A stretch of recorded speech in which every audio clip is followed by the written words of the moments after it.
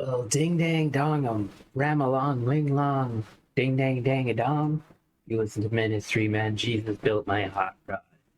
We back here at the B channel, the E-Boy Zombie Slayer lair. You think I should rename my B channel that? Comment below, man. Hey, if you don't already, smash subscribe. I'm Tony Vogue, E-Boy Zombie Slayer. I play a lot of zombie games, a lot of shooters, Warzone, Finals, shit, X Defiant. Fuck, man, any horde shooter. But here, we do a lot of reactions and we play some old school games, sometimes kick back, listen to music. This is my B channel, man. And we are kicking off right where we left off last time in the Incomprehensible, Unexplainable Iceberg, Part 1. My reaction was Part 1A. We hitting it off with Part B. Alright? Smash subscribe. Sit back.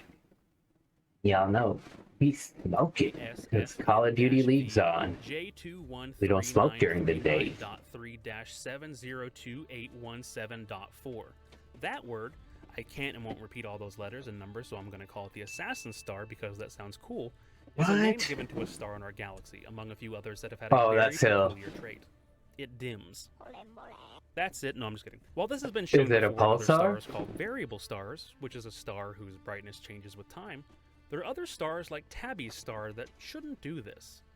The fact that a constant star in our galaxy began to show signs of dimming only for it to return to its original brightness is stunning. What does that even mean? While stars do occasionally get brighter and darker, they can usually tell if that's caused by planets or exoplanets crossing between the star and us, BC. stardust, or binary stars that rotate each other.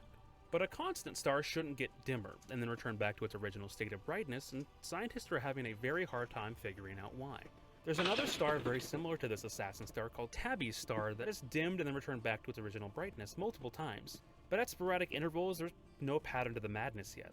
The best theories we have on why these stars are awkwardly dimming and then slowly returning to their original brightness ranges from these stars eating planets to aliens creating megastructures to harness the power of their stars, such as with a Dyson sphere. Maybe I should have put this deeper in the iceberg, or maybe I shouldn't have. You'll just have to see. Ashen light. Ashen light is the theorized illuminating glow of the dark side of Venus. The theory that the dark side of Venus glows... I didn't even know Venus had a dark side. But how does the dark side glow? Comment below? It's kind of weird to me.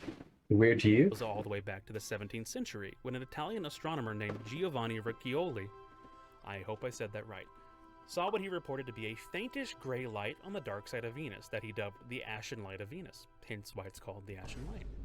There have been many reported sightings since over the next 300 plus years from many astronomers, but many more that haven't been able to see it. Such as Edward Emerson Barnard, who had observed Venus for over 18 years, weren't ever able to see this ashen light. All observations of ashen light are visual by the astronomers themselves, so there's no tangible proof that the phenomenon is even real. While there's still a select group of astronomers going back centuries that are quite sure and set on the fact that there is an odd glow to the dark. Okay, so like people just made it up, like dark side of Venus.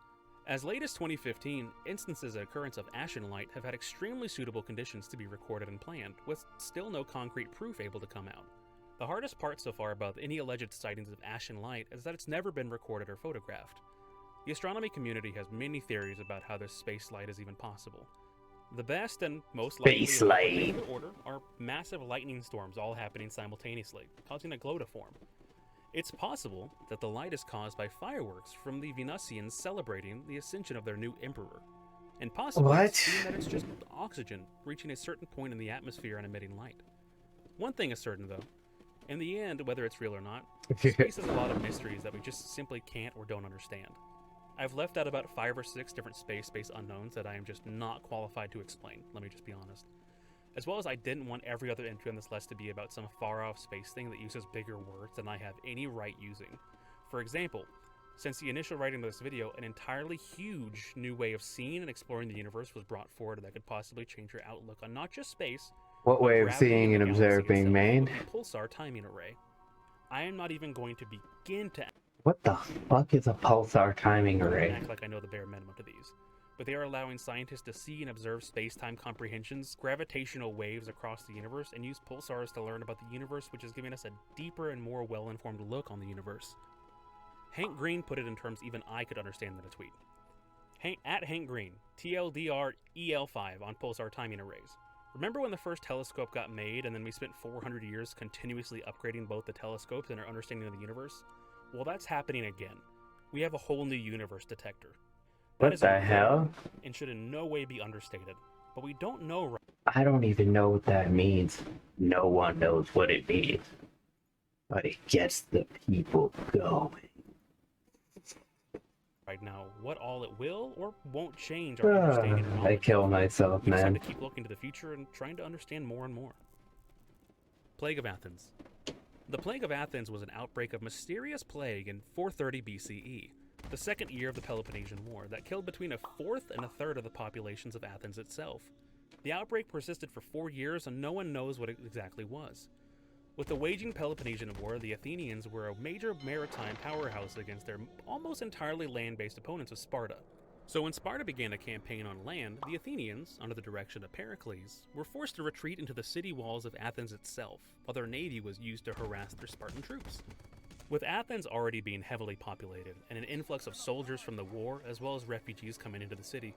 Oh shit, we got to Athens, man. I teleported off that purple kush. It resulted in overpopulation and even poorer hygiene standards than before that was a perfect breeding ground for disease. While we know that this plague existed nasty. and that lots of people died from this outbreak, it oddly was limited to only the Athenians during the war, leading many to believe that biological warfare or possibly poisoned water supplies were to blame for this so-called plague. While we do indeed have a much sooner example of a sweeping illness killing close to 1/3 of a population, there are definitely parallels recorded between the Plague of Athens and other historical plagues such as the Black Death. Many didn't care about Law & Order, not the television show, and showed that many people ceased to care whether they lived or died, whether they had money or not, or the well-being of those around them. This is more widely attributed to a sense of borderland hysteria that seems to have fallen across many that lived. Damn. The recorded symptoms of That this sounds like mystery a bad plague were time. by one Thucydides. And if you have sympathy pains like I do, maybe skip these descriptions, which included violent heats in the head, a redness, and inflammation of the eyes. The throat and tongue would quickly become suffused with blood. Breath would become unnatural and fetid. Sneezing, hoarseness, violent coughing, vomiting, retching, violent convulsions, all while the body was extremely not so hot to the touch, nor yet pale. A livid color inkling to red, and breaking out in pustules and ulcers. Damn. With all of these descriptions by Thucydides, who even reportedly by himself was afflicted by the Plague of Athens, it's where the mystery truly arises. Well, sucker. There are reportedly over 10 different speculated diseases and afflictions that could have befallen the people of Athens, and we're only slightly better than we were centuries ago in determining exactly what it was. Originally, scientists and historians were quick to label this as another unfortunate example of the bubonic plague. But nowadays, with the previously mentioned descriptions of symptoms, that has been all but ruled out. Nowadays, the Plague of Athens is attributed to anything from measles to typhus, an ergot toxin, glanders, smallpox, an unknown bacterial infection, an unknown fungal poisoning, and more modernly, an Ebola-like virus. And yet the Damn. scientific and scholarly community has yet to accept any of these as the confirmed fatal disease. Weirdest yet of all is Thucydides himself, as there seems to be a lot lost in translation, as well as why he even included this outbreak in his book, as he wasn't a medical professional of any degree, so his reliability on symptoms has been called into question. A mass grave has recently been uncovered, though. Why? Yeah, that's weird. That is weird. But maybe he was just trying to be historically accurate. In hope that DNA and RNA analysis and other modern technologies would finally be able to put this all to rest. It remains unlikely, though, as viruses degrade quickly over time, making even modern analysis extremely unlikely in the end. The Holdenwell Incident. The Holdenwell Incident was an incident, surprisingly. In 1980, in which hundreds of children began to suddenly collapse at an annual show held in a Nottinghamshire mining community. The event took place Oh, it wasn't a Bieber fun show. time for children to march in parades, get dressed up, and generally have fun. That's not what happened, though. As buses showed up full of parents and their nervous children, things began to go bad quickly. Eyewitness accounts of the event say that Breaking sometime Bad. between 10:30 a.m. and 11:15 a.m., children began to collapse and faint. Some even recounted What that it the seemed fuck? contagious. Ambulances began to show up. and Oh, then more that's ambulances. weird. So many, in fact, that one witness of the event That pointed is out to the weird. BBC that, quote, one of the biggest frighteners was that many ambulances. People hadn't seen so many since the Second World War, end quote. Everything added to the panic from the parents looking for their children and the madness, to police airing announcements over the PA system, which is why so many people explain this event away with mass hysteria. But there's more beneath the surface of this story. Children don't just pass out in the hundreds for no reason. Many reported symptoms of children's eyes and nose being red and sore. They don't feel well and can't sit up straight. Some children even reported white, frothy foam coming from their mouths. Some even recounted leaving the event early and reporting symptoms later, which isn't usual with mass hysteria, if you could guess. In the end, around 400 people in the end, man, taken to the hospital Linkin Park fan. Day, with a few being held. Yeah, if you're a Linkin Park fan, man, you gotta smash subscribe.